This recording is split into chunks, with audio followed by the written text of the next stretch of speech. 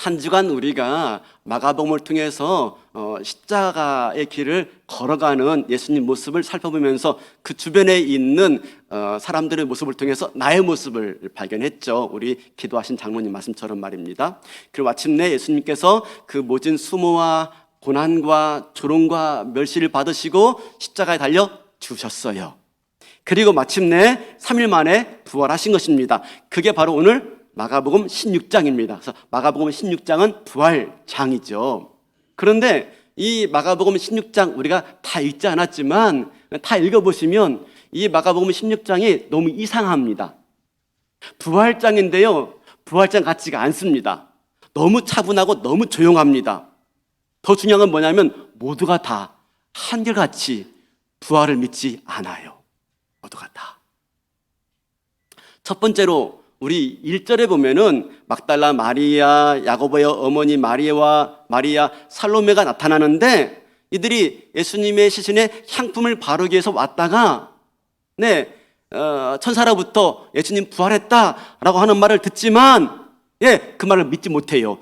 두려워하였더라 라고 그러고 있고요. 마지막 8절에 이렇게 말합니다. 몹시 놀라 떨며 나와 무덤에서 도망하여 무서워하여. 이게 부활하신 예수님 만난 모습이에요. 이상하죠? 그뿐 아니에요. 우리 11절 보여주겠습니까? 11절. 그들은 예수께서 살아나셨다는 것과 마리아에게 보이셨다는 것을 듣고도 믿지 아니하니라. 막달라 마리아로부터 예수님 살아났다라는 말을 듣지만 제 아들이 믿지 않아요. 13절 볼까요? 13절. 두 사람이 가서 남은 제자들에게 알리었으되 멱시 믿지 아니하니라. 엠마오로 가던 두 제자입니다. 그들이 역시 똑같이 부활하신 예수님 만나서 제 아들에게 전하지만 제 아들이 그 소식도 믿지 않아요. 마지막 우리 14절 볼까요? 그 후에 11 제자가 음식 먹을 때에 예수께서 그들에게 나타나사 그들의 믿음 없는 것과 마음이 완악한 것을 꾸짖으시니 이는 자기가 살아난 것을 본 자들의 말을 믿지 아니함일러라. 어쩔 수 없어서 이제 예수님이 직접 제 아들에게 나타나십니다. 그 이유가 뭡니까? 믿지 않으니까 직접 나타내 보여주시고 있는 겁니다. 한결같이 부활하신 예수님을 믿지 못하고 있는 겁니다. 여러분, 이 모습은 우리가 상상한 모습이 아니에요. 그렇죠? 부활은 얼마나 놀라운 사건입니까? 죽은 자가 살아난 겁니다.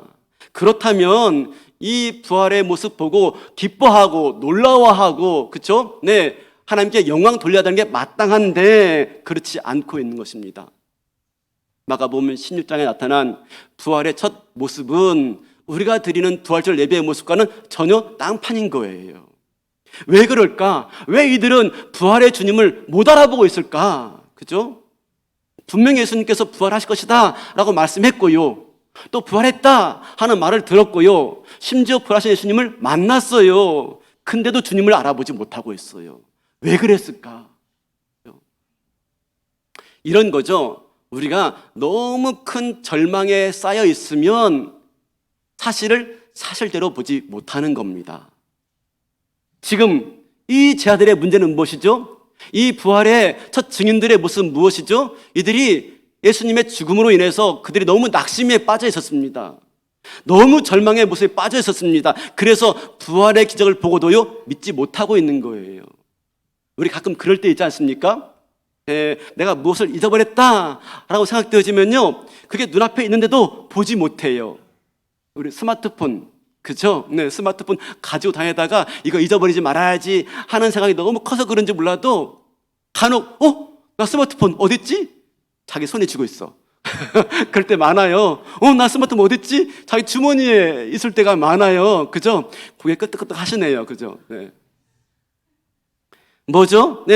그게 잃어버렸다가 다 생긴 거 아니에요. 있었는데 보지 못하는 겁니다. 왜? 내가 잃어버렸다 하는 생각이 너무 크니까. 사실을 사실대로 보지 못하고 있는 것이죠. 마찬가지인 것입니다.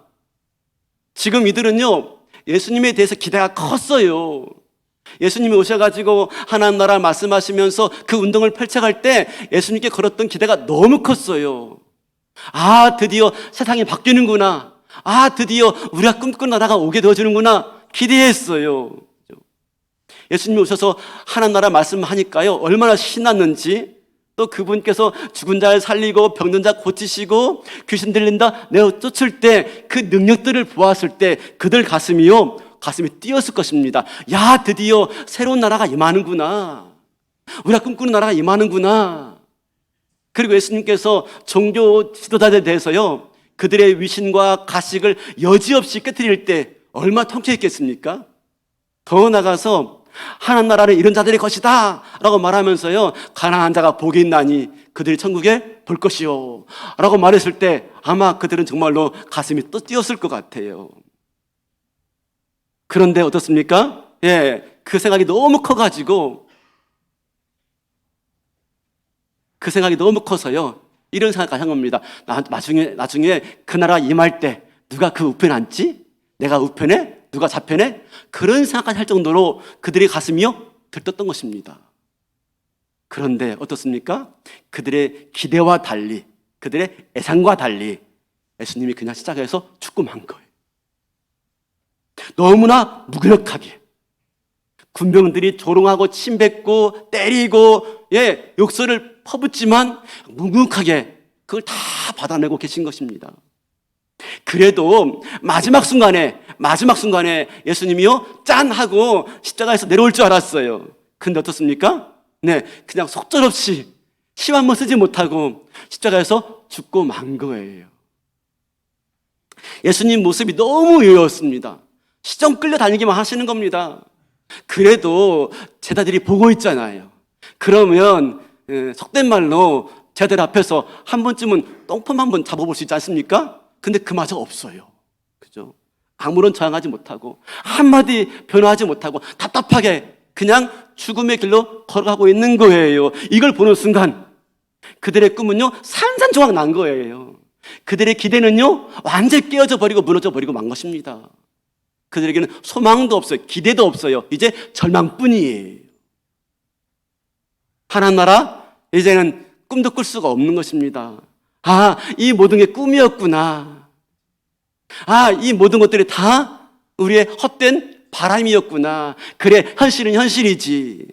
야, 다 끝났다. 이제 우리 집으로 돌아가자 하는 심정 가지고 예수를 따르던 길에서 돌이켜 아마 각자 자기 집으로 갔을 거예요. 그래서 이들에게요, 예수님의 부활은 뭡니까? 사실이 아니에요. 뭐가 커서? 절망이 너무 커서. 부활이란 엄청난 일이고 기적이지만, 그죠? 예수님이 십자가에 죽는 그 무력한 모습이요, 너무 컸던 거예요.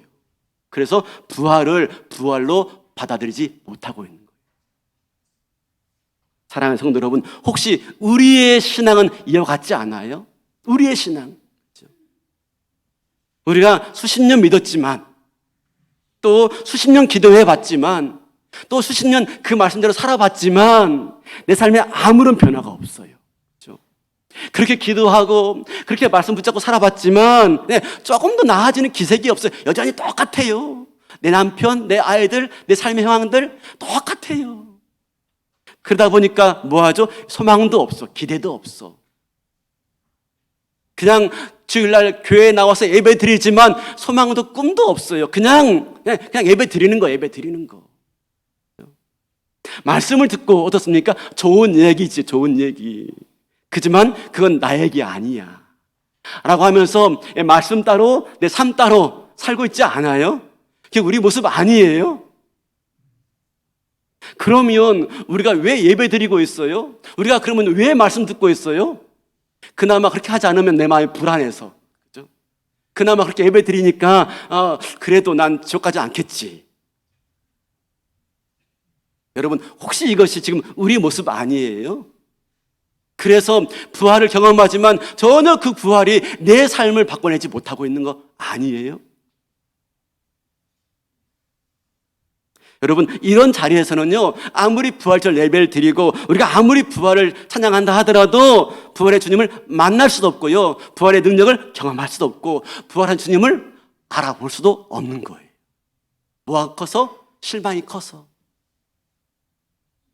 그런데 중요한 건 뭐냐면 이런 자들에게 예수님이 찾아가고 있다는 사실이에요. 우리 어디 보냐면 12절 볼까요? 12절. 그 후에 그들 중 두 사람이 걸어서 시골로 갈 때에 예수께서 다른 모양으로 그들에게 나타나시니, 엠마오로 가던 두 제자죠. 그들에게 예수님이 나타나신 것입니다. 그들에게. 예수님이 나타나신 거예요. 찾아가신 거예요. 14절 볼까요? 후에 11 제자가 음식 먹을 때에 예수께서 그들에게 나타나사 그들의 믿음 없는 것과 마음이 완악한 것을 꾸짖으시니 이는 자기가 살아난 것을 본 자들의 말을 믿지 11 제자들이 음식 먹을 때 예수님이 그들에게 나타나셨어요. 중요한 게 뭐죠? 제자들이 예수님 찾아간 게 아닙니다. 예수님이 찾아오신 거죠.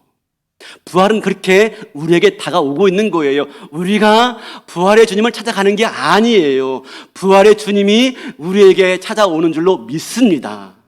이게 중요한 거예요, 이게. 근데 그 부활의 주님이 우리를 찾아오시는데 어떻게 찾아오세요? 네. 그들이 식탁을 나누고 있을 때, 제자들이 음식 먹을 때, 엠마오로 가던 제자들이 함께 동행했던 예수님이 음식을 나눌 때 그때 예수인 줄 알아보더라. 어디에서 부활의 주님 만나요? 어디에서 그 부활의 주님이 찾아오고 있습니까? 우리가 음식 먹을 때, 우리가 식탁에 있을 때. 식탁은 뭘 말하죠? 예, 일상의 일입니다. 일상의 일.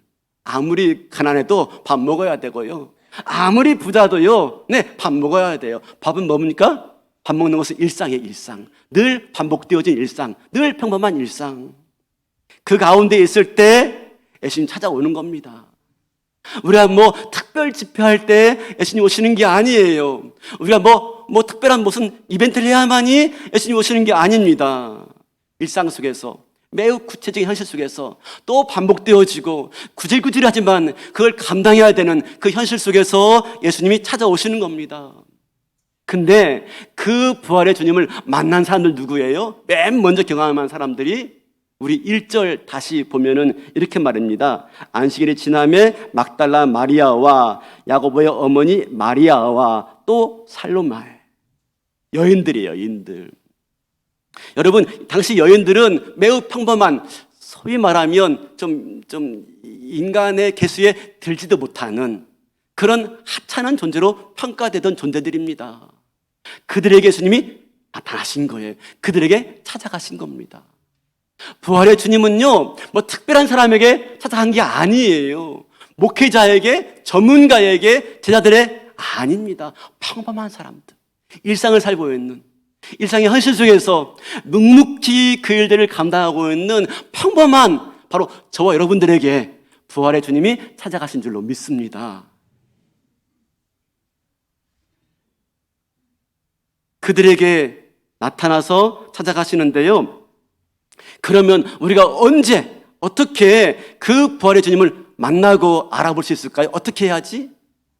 오늘 본문에 나와 있지만 요한복음 21장에 가면은 제자들이 이제 어디 갑니까? 네, 부활의 주님을 만나지 못하고 예수님이 십자가에 죽었다 하는 얘기 듣고요, 모두가 절망해서 고향으로 돌아갑니다. 그래서 자기가 원래 하던 일, 어부의 자리에 가서 바닷가에서 물고기를 잡고 있어요. 일상의 자리죠, 일상의 자리. 다시 현실로 돌아간 겁니다. 다시 일상으로 돌아간 겁니다. 그래도 물고기를 잡아야지 먹고 살 수 있지 않습니까? 그래도 물고기 잡아야지 아이들 먹일 수가 있고, 물고기 잡아야지 애들 학원비 벌 수 있는 거 아니겠어요? 그죠? 그래서 이제 헛된 꿈을 다 뒤로하고 일상의 현장에 돌아가 있는 겁니다. 그렇게 해서 디베라 바닷가에서 밤새도록 고기를 잡아요. 근데 밤새도록 잡았지만 새벽에 오도록 한 마리를 잡지 못합니다. 쓸쓸한 현장을 보고 있는 거죠. 실패 현장을 경험하고 있는 것입니다. 그때 부활한 주님이 그들을 찾아가고 있어요. 실패의 자리에, 일상의 자리에 찾아가십니다. 그리고 말씀하십니다. 얘들아, 무엇을 잡았느냐? 제자들이 말합니다. 아니요, 한 마리 잡지 못했습니다. 아무것도 잡지 못했습니다. 그때 예수님 말씀하시죠. 그렇게 말씀해도 그 주님이 부활한 주님인 줄 알아보지 못해요. 왜요? 지독한 절망감 때문에, 지독한 실패감 때문에 부활의 주님을 알아보지 못해요. 그때 예수님이 이렇게 말씀하십니다. 21장 6절입니다. 우리 다 같이 한번 읽어볼까요? 시작. 이르시되 그물을 배 오른편에 던지라 그리하면 잡으리라 하시니 이에 던졌더니 물고기가 많아 그물을 들 수 없더라. 그물을 배 오른편에 던지라. 그리하면 잡으리라. 제 아들은 이 말씀에 의심 없이 순종해요. 의심 없이. 아니, 밤새도록 그물을 내려본 적이 어디 없겠습니까? 오른편에도 왼편에도 앞에도 뒤에도 던져봤겠지요. 그러면 이렇게 말할 수 있을 것입니다. 저희 같으면 아이고 해봤는데 소용없어요. 그죠? 네. 근데 어떻게 하고 있습니까? 바로 이 대목이요. 부활의 주님을 만나느냐 못 만나느냐 하는 갈림길이에요. 뭐라고 했습니까? 그물을 내려라. 그리하면 잡으리라. 그물을 내려라. 순종하면 잡으리라. 그 말씀인 겁니다. 사랑하는 성도 여러분, 제 아들은요, 자기들의 경험을 절대시 하지 않았어요. 제 아들은요, 자기들의 실패를요, 절대시 하지 않았어요. 자기들의 생각을요, 절대시 하지 않았어요. 아이, 주님, 해봤는데요, 안 되던데요? 그렇게 말하고 있지 않는 것입니다. 그리하면, 순종하면 잡으리라. 주님 말씀하신 것에 대해서요, 에이, 그래봤자 안 될 거려. 하지 않고 있어요. 에이, 그래봤자 소용없던 걸요. 자기 경험을 절대시하지 않고 있어요. 이상하리만큼 제 아들은 이 말씀에 순종하고 있는 것입니다. 그럴 때 말씀대로 물고기를 잡게 되어져요. 말씀대로. 고기가 찢을 정도로 만선의 기쁨을 얻게 된 겁니다. 그때 바로 그 순간입니다. 우리 7절 볼까요? 7절. 바로 그 순간입니다. 예수께서 사랑하시는 그 제자가 베드로에게 이르되 주님이시라 하니 시몬 베드로가 벗고 있다가 주님이라 하는 말을 듣고 겉옷을 두른 바로 후에 그 순간에 뛰어나더라. 베드로가 주님이시라. 바로 그 순간에 베드로가 주님이시라 하고 주님을 발견하게 되어져요. 어느 자리에서요? 그리하면 그 자리에서 주신 말씀에 순종할 때 내 경험에 의지하지 않고 내 생각에 의지하지 않고요, 그걸 절대시하지 않고 또 그 말씀에 또 바보같이 또 그 말씀에 또 순종하는 거예요. 바로 그때 부활하신 주님을 만나게 된 줄로 믿습니다. 어디에서? 순종할 때, 순종한 자리에서. 사랑하는 성도 여러분, 우리가 믿음으로 살아가는 가운데 때로 좌절이 있죠. 때로 실패가 있어요. 때로 마음에 실망감이 있어요. 그죠? 믿고 기도하면 될 줄 알았어요. 그 말씀 붙잡고 하면 될 줄 알았어요. 근데 전혀 내 생각대로 안 되는 겁니다. 그죠? 그러니까 의지가 꺾이고 절망이 생기고요. 실망이 커요. 소망도 없어요. 그냥 교회 왔다 갔다 할 뿐이에요. 그냥 좋은 말씀이지 할 뿐이에요. 어떤 말씀 들어도요, 그건 나와 상관없어. 그런 가운데서는 우리가 이 부활절 예배를 드려도 부활의 주님을 만날 수가 없는 거예요. 이 부활절 예배에 찾아오시지만 그 부활의 주님을 우리는 여전히 못 보고 있다니까요. 어때요? 언제요? 근데요? 그때에 내 절망감을 내려놓고요, 내 실패를 내려놓고요, 또 그 말씀에 순종하는 거예요. 그리하면, 그죠? 바로 그 자리가 부활의 주님, 나를 찾아오신 그 부활의 주님을 만나는 자리가 될 줄로 믿습니다. 여러분, 내 실패 그 결과에 연연하지 마시고, 내 삶의 경험 거기에 연연하지 마시고, 내 삶의 생각에 거기에 붙잡혀 있지 마시고요, 오늘도 나에게 주신 말씀에 그리하면 내가 내리겠나이다 순종하는 저와 여러분 될 수 있기를 바라겠습니다. 그럴 때 부활을 경험하는 거예요. 부활을. 제가 1부 때 2부 때 말씀을 드리지 않았는데, 최근에 제가 그런 부활을 경험한 사람을 이야기를 들었어요. 이 아이가 어릴 적부터 ADHD였어요. 그래서 부모가 많이 힘들었습니다. 어릴 적부터 안 해본 게 없어요. 병원 다 다녀보고요, 다 노력했어요. 그래서 약도 먹고 기도도 받고 많이 했어요. 중학교 올라갔는데 전혀 학업을 못 따라가요. 전혀. 그뿐만 아니라 학교를 맨날 지각해요. 맨날 밤새 게임하고요, 아침에 일어나면 엄마가 깨우면 겨우 일어납니다. 겨우 일어나서 학교 가야지 그러면요, 학교 간다고 일어나는데 8시에 일어나가지고요 1시간 동안 씻어요. 1시간 동안 매일같이. 괜찮아요, 여러분? 엄마 마음이 그냥 죽는 거예요. 속이 지옥인 겁니다. 저놈 새끼 빨리 좀 씻고 학교 가야 되는데. 아무 생각 없이 노래 크게 틀어놓고 이게 맨날 학교 선생님이 매일같이 전화 옵니다. 또 아직도 안 왔다는 겁니다. 그런 게 중학생 생활이었습니다. 얼마나 힘들겠습니까? 근데 주님 주신 음성이 무엇입니까?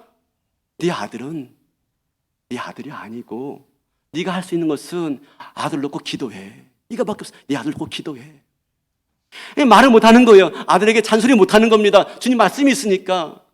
그래서 그냥 아들 놓고 기도만 하는 겁니다. 이거 쉽지 않아요, 여러분. 예, 정말 쉽지가 않아요. 아시죠? 네, 입이 약간 나오지 않습니까, 말이? 그죠? 죽겠어요, 진짜. 저도 마찬가지예요, 그죠? 근데 한마디 않는 겁니다. 말할 게 있으면 기도로 말하고 있는 것입니다, 하나님께. 놀라운 일이 발생했어요. 고등학교 올라갔잖아요. 고등학교. 어떻게 할 거예요? 놀라운 것은요, 고등학교 올라가자마자 달라진 거예요, 이 아이가. 정신 차린 거예요. 그리고 하는 말이, 아침에 일찍 일어나가지고 책가방 들고 가더라는 것입니다. 수업 시간 전에 말입니다. 그런 법이 없었는데. 그리고 와서 한다는 말이, 엄마, 나 이대로 살면 안 될 것 같아. 그러면서 하는 말이, 내가 너무 놀았나 봐. 하면서, 엄마, 나 따라가려니까 힘드는데, 나 학원 보내줘. 학원 보내줘. 그렇게 말을 하더래요. 지금요, 있는 돈 없는 돈 다 끌어모아가지고 학원 보내주는데 학원 생활을 열심히 하고 있는 겁니다. 못 따라가죠. 못 따라가니까 학원 선생님 말씀하시더래요. 야, 너 지금 따라갈 생각 하지 마. 1학기 동안은 너 중학교 공부해. 그리고 2학기 때부터 따라가. 라고 하니까 열심히 하는 거예요. 집에 돌아오면, 다른 거 안 하고, 게임 안 하고, 12시까지 다 공부하고, 자고, 아침 돼가지고 가는 거예요. 이게 뭐예요? 이게 뭐예요? 부활이죠, 부활. 다른 게 부활이에요. 이게 부활이죠, 부활. 하나님 말씀에 순종하는 거예요. 말하고 싶고, 잔소리하고 싶고, 혼내고 싶은데 꾹 참고, 그게 1년이 걸려, 2년이 걸려, 3년이 걸려. 할 수 있겠습니까? 하셔야 돼요. 그랬을 때 마침내 그 아들이, 죽은 아들이 돌아온 줄로 믿습니다. 사실이에요. 사랑하는 성도 여러분, 일상을 찾아오신 내 일상입니다. 그 부활의 주님 만나는, 그래서 바라기는요, 그 말씀에 순종할 수 있는 저와 여러분 될 수 있길 바라겠습니다. 1년이 걸려, 2년이 걸려, 3년이 걸려. 그러는 가운데 되네, 그죠? 되네. 그게 부활이죠, 그게 부활.